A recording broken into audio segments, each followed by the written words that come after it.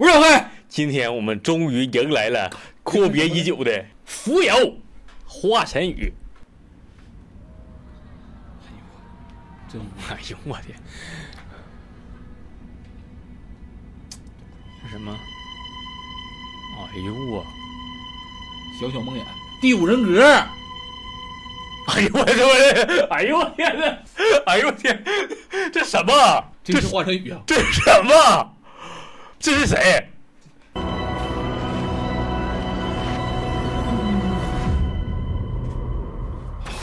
靠！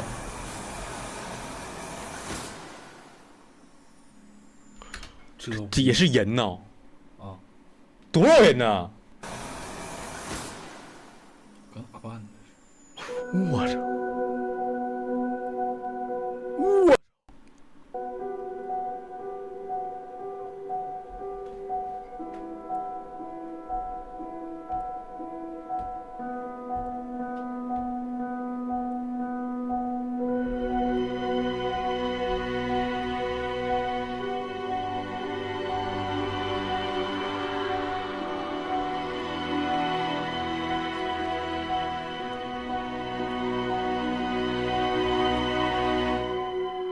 你看，这现在都已经多长时间了？它不会让你觉得无聊。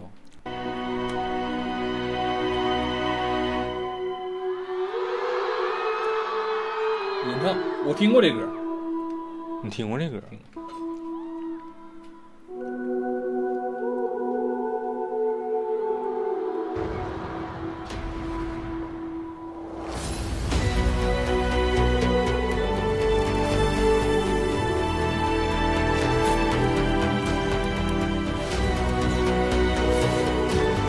这是开场吧？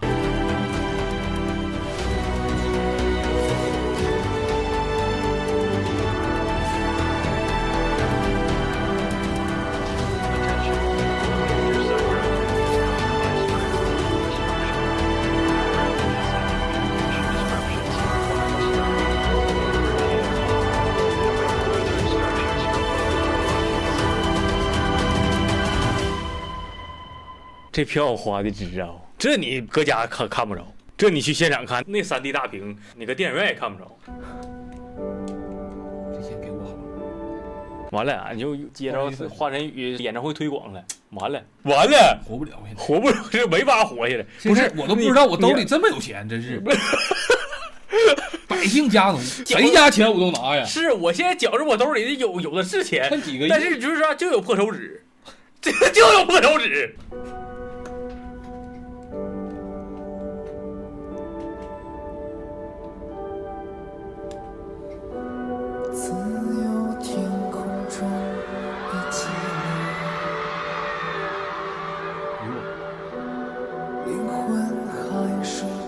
啊，它这个是宇航服吧？是不？你看前边和现在中间填充的都是非常飘渺的那种电子铺底，在这些弦乐的滞留音和飘渺的电子帕的中间，再配合上他自己的人声，他是被所有的这些虚无包裹和禁锢吧，相当于给你的一种感觉，透出屏幕的孤独感。那叫什么说？渺沧海之一粟，什么浮游于天地？怎么说来的？那个509，你快点，忘了。即浮游于天地啊，渺沧海之一粟。寄大件快递哪个便宜？与外界隔绝的，非常压抑，那种迷茫感在中间。但是我感觉，反正像他歌词儿写的，你原来听的时候，他是这个编曲吗？从他的词儿一出来，旋律走向一出来，他这首歌原来应该是没有填充的这么大。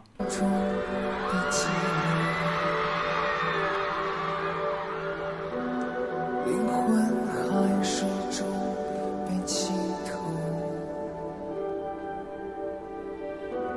深情古道上只剩下生存的需求。It's far, it's far away。谁在夜色中都惶恐？哎，后边这个特别像《星际穿越》里边，所以说我说，你就真正写歌的时候，其实12平均律嘛，反正就这么几个音，好听的旋律基本就写完了。但是你创作者是什么？不是简单的说你把这旋律哼出来，创作者需要你有想象力。他这个想象力在这首歌体现在什么地方呢？他想象出了宇宙的声音，马上你能感觉他置于一个非常空洞且不传导声音的这么一个地方。躲在喧嚣中都寂寞，浩瀚宇宙中微妙的像一只蜉蝣 It's far, it's far away。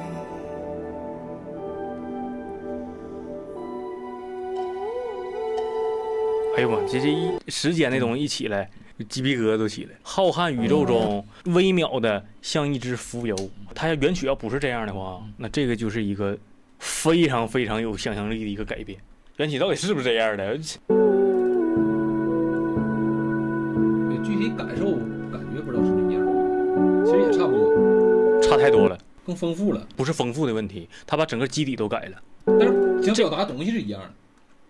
不太一样。他现在这个编曲，他的格局是相对小一些的，给他封闭在了一个箱子里，然后他自己很痛苦，讲述自己我很孤独，我很孤单。但是现在这个，他后边蕴藏着什么呢？他后边蕴藏着一种力量。我想形容小，我怎么形容呢？我跟姚明比，我很小，不行；我跟大卡车比，我很渺小；或者我跟火车比，我很渺小，都不行。为什么不行呢？因为这个东西是具象的。因为这个东西是有实体存在的，是可以测量的。但是他刚才那个改编，他聪明在哪了呢？宇宙是无法测量的吧？宇宙是你无法想象的，但还不够。他又加什么了呢？时间。这两者结合到一起呢，命运。这个你能感受到他的孤独和痛苦，那个之后蕴藏着一种力量的。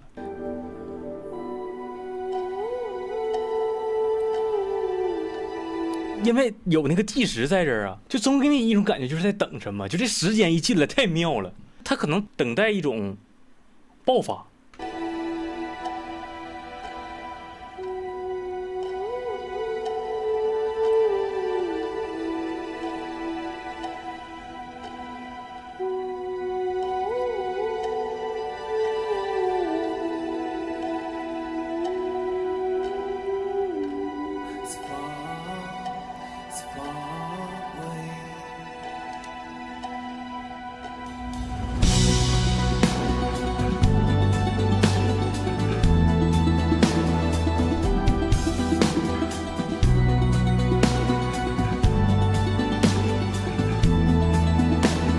他后边的爆发一起来，他也很克制，他没有说砰一下爆炸了。包括他自己人生在旋律当中，他也很克制。以他的性格的话，就是一下喊出来，但是没有。包括他自己人生非常的克制，他就不喧宾夺主了，也不炫技了，就是把我声音空间感扩得更大。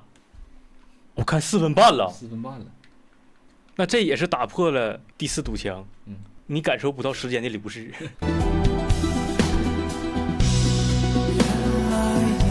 心太脆弱，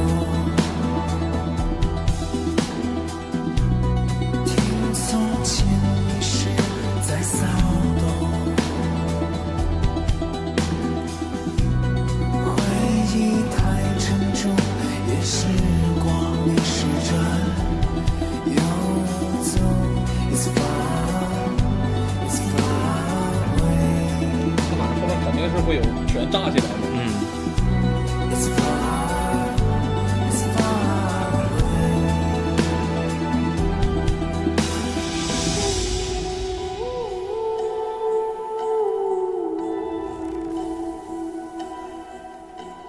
他这个主人声，这个屋比刚才那声大啊，那我知道了，他整个动线越来越近了。你看他每一次屋完之后都是倒计时，一个很远的地方，他很孤寂的在宇宙当中，然后一点一点的往这边飞，越来越近。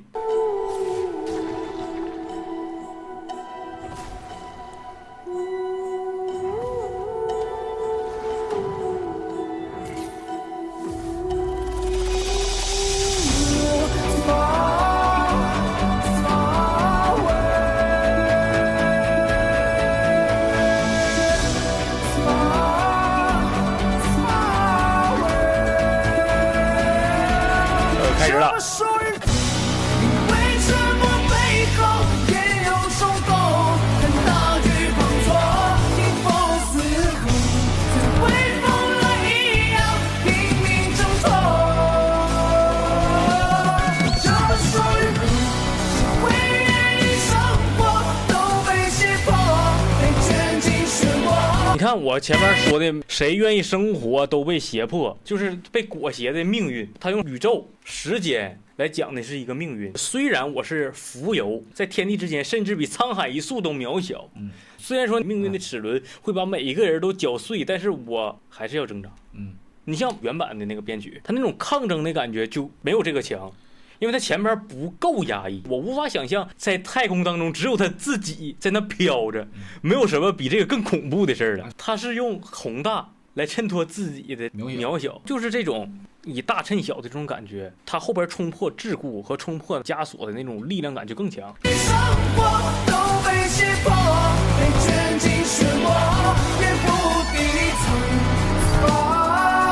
他这首歌原来写呀，我估计他也一定是说在一个自己比较压抑的状态。从和声的编写上就能看出来，他当时写歌的时候这个状态是负面情绪比较多的。但我也感觉华晨宇是不是这2年生活比较好？对，他想要的那个东西也不一样。要圣洁，他以前那个编曲听过录音室版，从旋律写作上和编曲都很当，因为他的歌心情是特别影响他的那个旋律的。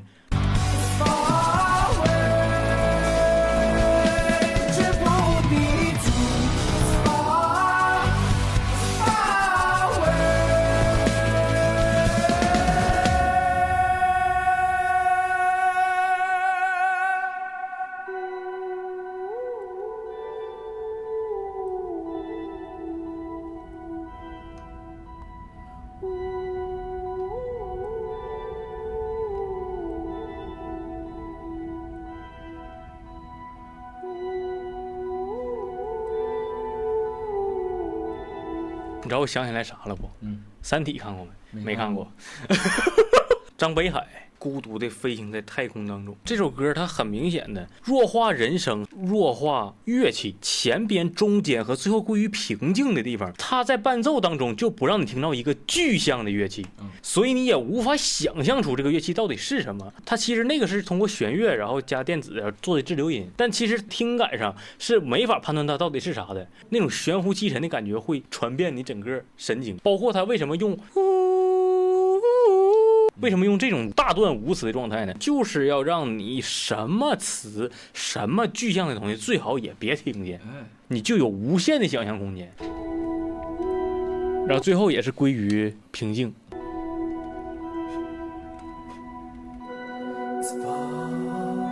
这时他又走了。It's far， 你看他那个声音塑造没？把这个声音放远了，太有想法了。看，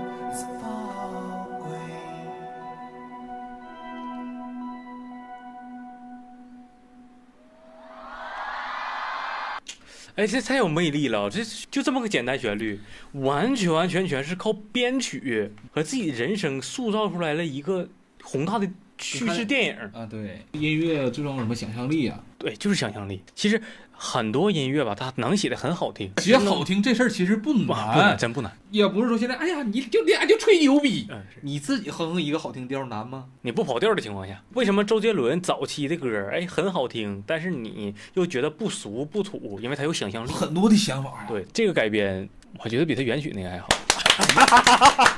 哎呀，又来了！看我们周杰伦这期的，已经不陌生了。吴老师呢，刚才搁外边的也把这歌听了，感觉怎么样？我感觉非常的好。是官话吗？对，不是，绝对不是官话，不是官话。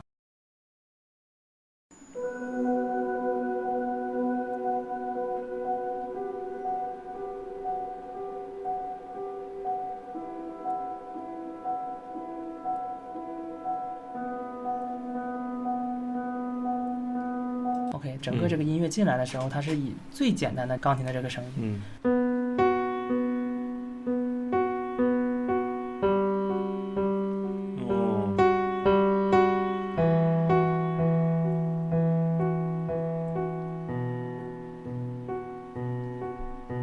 我觉得这个是这个引子，他把他所有的要变化的这个和声啊、背景啊，你以后预期要听到的东西，他已经给你了。根音吧？哎，对，是吧？哦，他把后边所有要进行的东西，其实在一开始的时候他就已经告诉你了，而且以最简单的方式。我起鸡皮疙瘩了。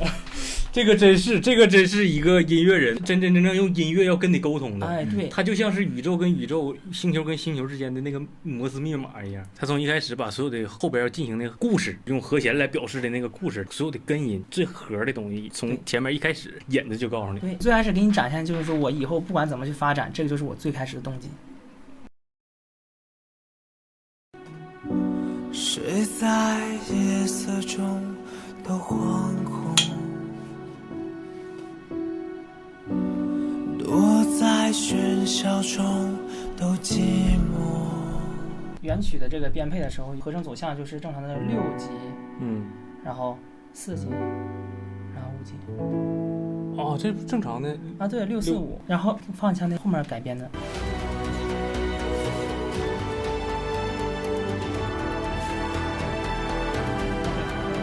原版是这样的感觉，然后改版之后，它这个间奏是哦，哎，它变了2个地方。为什么这个听起来就是会有那种感觉呢？它有大调的和弦和小调的和弦。你小调的和弦的话，会有一种忧伤的感觉，一个小和弦，大和弦，又是个大和弦，对吧？它这回改完之后，它变了。它变成第一个是大和弦，对啊，然后大和弦，但感觉这个和弦最后落到这个点上，它是一个没有解的那种感觉。大调来说相对明朗一些，小调呢会展现更多忧伤一些。原来的那个编曲呢是小调用的更多，所以说它的原版格局没有第二个要大。原曲的话，它是明确的告诉你了悲伤这个情绪，所以说一旦把这个情绪给具象化了之后，你的想象空间就少。哎，对，而且我觉得它比较妙的这一点就是一个是这个，这就有一种星际穿越的那种感觉，对对对，哎，对，有那个时间感。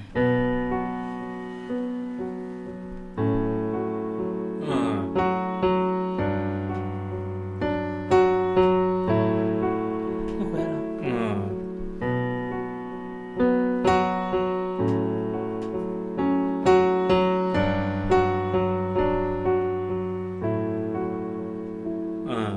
然后后面它不断的变，跟它本质上其实一样的感觉。听过没？听过。你能听着啊？那肯定听不着啊。每次他进来的时候，他会一点点的往里去加配器，然后你每一遍听都是新鲜的感觉。但是他其实和声走向啊这些都没变，但是他一直有一些不停的这种新的声音的这个刺激对你来说，然后听完之后你感觉哎一直能沉浸其中。我认为有点像是20世纪那种像极简音乐，音符少，调式很明确，但是不断的去添加这一个片段。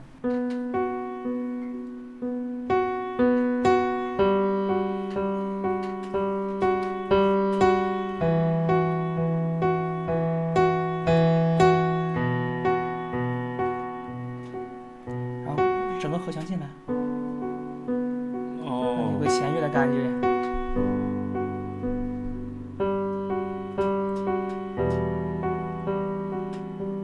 然后最后一个和弦突然变成大和弦了，哎，然后这个整个音乐主角进来了，然后后面就要开始以这个动机来发展了。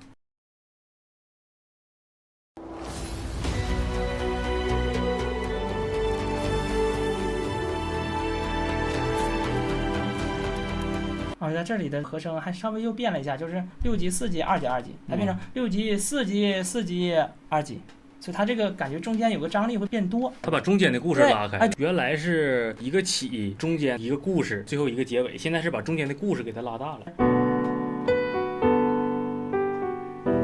这个3、4，哎，这个时间很长，所以大家听感觉一直是忧伤的，总体的基调还是在忧伤，所以我觉得它这个地方改了。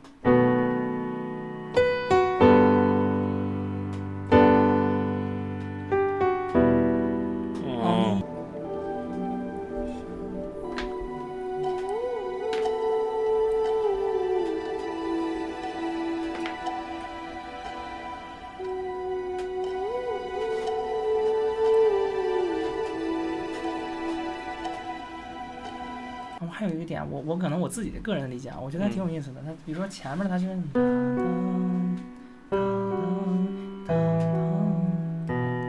这种感觉，然后后面变成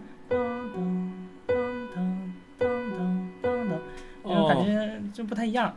哦，像时间往回走了。然后我个人有一点这个感觉，他是把那个音倒过来了，是吧？低的，以前是啊，这样的，然后现在是当当，对，现在是当当当当当当，就变成这个了。哦，就是真的很神奇一点，就是积攒了很久的时候，它这些配器再上来，不管是像摇滚也好，这个吉他呀，这个贝斯咣咣咣咣整，你不觉得它很割裂？就不像之前听的某曲的这种周杰伦的哪首歌啊？这某一首歌，太阳指啊那首歌，因为他前面其实已经把这个答案告诉你了，其实你前面听的一直都是答案，所以你听到的时候哦。